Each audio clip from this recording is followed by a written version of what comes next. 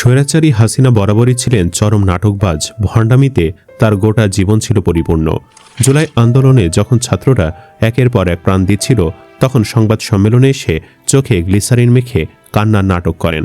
অবশ্য তার এই নাটকের এপিসোড এটি প্রথম ছিল না। 1994 সালের দিকে হাসিনার প্রথম নাটক ধরা পড়ে তার বাসার কেয়ারটেকার মুক্তিযোদ্ধা মতিউর রহমান রেন্টুর কাছে। হাসিনা সেই ভণ্ডামি আমার ফাঁসি চাই নামক বইয়ে লিপিবদ্ধ করে গেছেন রেন্টু, যেখানে এ লেখক লিখেছেন ভোট পাওয়ার জন্য হাসিনা যেভাবে লোক দেখানো নামাজের নাটক করত, এমনকি হাসিনার কান্নার নাটকও তিনি এই বইয়ে লিপিবদ্ধ করে গেছেন।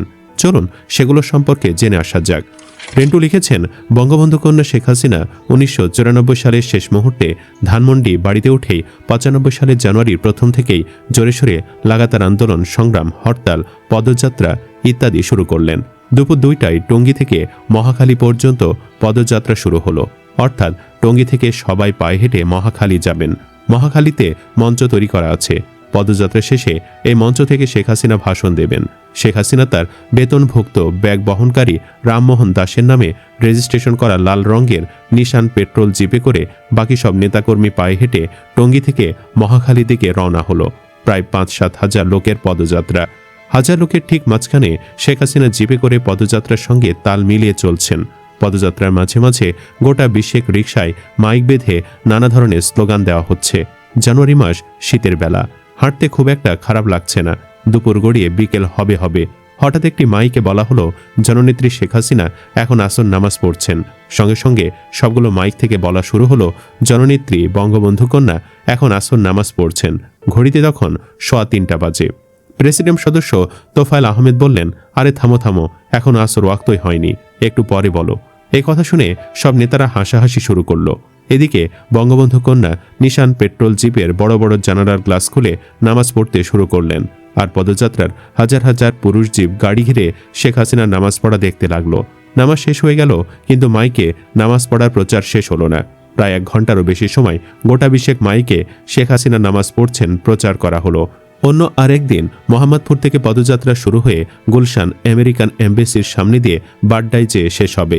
পদযাত্রা শুরু হলে শেখ হাসিনা ডেকে বললেন, নামাজের ওয়াক্ত হওয়ার পরে যেন মাইকে বলা শুরু করে, ওয়াক্তের আগে যেন বলা শুরু না করে।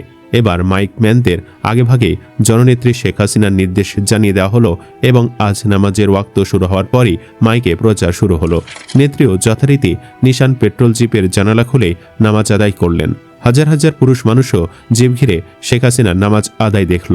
পদযাত্রা শেষে বঙ্গবন্ধু কন্যা তার ধানমন্ডিস্থ বাসায় গেলে তার এক সঙ্গী বলল, আপা, আপনি নামাজ পড়তে থাকলে মানুষ ভিড় করে আপনাকে দেখতে থাকে, এতে নামাজ নষ্ট হয়। আপনি নিশান পেট্রোল জিপে পর্দা লাগিয়ে নেন। উত্তরে শেখ হাসিনা বললেন, না, পর্দা লাগালে জিপের ডিফেন্সই থাকে না। তখন ওই সঙ্গী বলল, তাই তো আপা, আপনি জিপে বড় একটা চাদর রাখবেন। যখন নামাজ পড়বেন আমরা তখন ওই চাদর দিয়ে জিপটা ঘিরে রাখবো, যাতে আপনার নামাজ পড়া কেউ দেখতে না পারে। জননেত্রী বললেন, না, তোমরা তো সব ভাইয়ের মতো, চাদর লাগবে না। হ্যাঁ, এটাই ছিল হাসিনার ভণ্ডামি। ইবাদত তার কখনোই লক্ষ্য ছিল না। লক্ষ্য ছিল নামাজে নাটক করে মানুষের সিম্প্যাথি আদায় করা, যা তিনি ক্ষমতায় থাকার শেষ সময় পর্যন্ত করেছিলেন।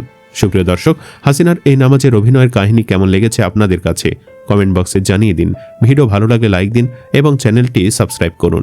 ধন্যবাদ।